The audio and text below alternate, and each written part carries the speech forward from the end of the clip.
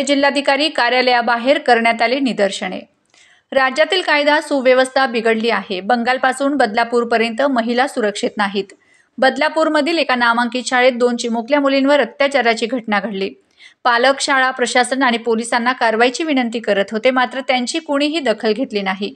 या अत्याचाराच्या निषेधार्थ राष्ट्रवादी काँग्रेस शरदचंद्र पवार पक्षाच्या वतीने धुळे जिल्हाधिकारी कार्यालयाबाहेर जोरदार घोषणाबाजी करीत निदर्शने करण्यात आलीत। यावेळी राष्ट्रवादी शरदचंद्रजी पवार पक्षाचे धुळे ग्रामीणचे अनेक पदाधिकारी, कार्यकर्ते मोठ्या संख्येने उपस्थित होते। बदलापूर येथील घटना माणुसकीला काळिमा फासणारी आहे। अवघ्या 4 वर्षांच्या मुलींवर शाळेतीलच कर्मचाऱ्याने काही दिवसांच्या अंतराने शाळेच्या स्वच्छालयात अत्याचार केलेत।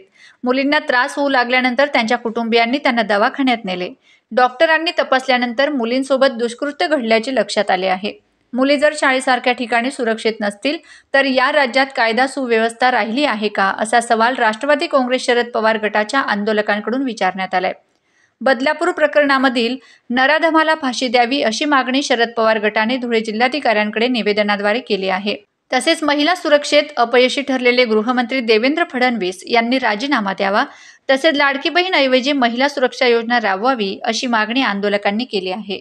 परवा 17 तारखेला बदलापूर येथे झालेल्या 3-4 वर्षाच्या 2 निष्पाप मुलींवरती जो बलात्काराचा प्रकार झाला, तो अतिशय निंदनीय असून आणि त्याचा साधा गुन्हा सुद्धा दाखल करायला इतका उशीर लावला। त्यामुळे जो उद्रेक ओढला हे राज्य सरकार एकीकडे म्हणते की आम्ही लाडकी बहीण योजना आणू, लाडक्या बहिणींना पैसे देऊ। मग लाडक्या बहिणींना पैसे देताना लाडक्या भाषींची काळजी कोण करेल? एकीकडे लेकी पढाओ, लेकी बचाओ आणि मुलींना सुरक्षा नाहीये। आणि त्यानंतरच्या काळात गेल्या 2-3 दिवसात सुद्धा संभाजीनगर असू दे, एक अकोला असू दे, तिकडे अमरावती असू दे, अशा बऱ्याच ठिकाणी शिक्षकांनी सुद्धा या छोट्या छोट्या बालिकांवरती अत्याचार केले।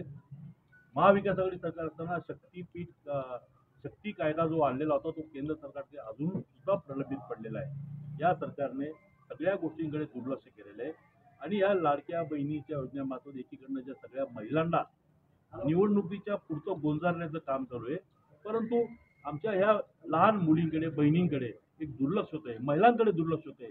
याचा निषेध करण्यासाठी आम्ही आज राष्ट्रवादी काँग्रेस पक्षाचे जिल्हा अध्यक्ष आदरणीय जितेंद्रजी मराठे, महिला जिल्हा अध्यक्ष आदरणीय उषाताई पाटील, युतीच्या आमच्या अध्यक्षा हिमानी वाघ आणि इतर सर्व तालुका अध्यक्ष, महिला अध्यक्ष, सगळे पदाधिकारी इथे कलेक्टर साहेबांना, जिल्हाधिकारी साहेबांना निवेदन द्यायला लागतो आणि आमच्या जिल्ह्याच्या वतीने या भावना राज्य सरकारपर्यंत पोहोचत जातात।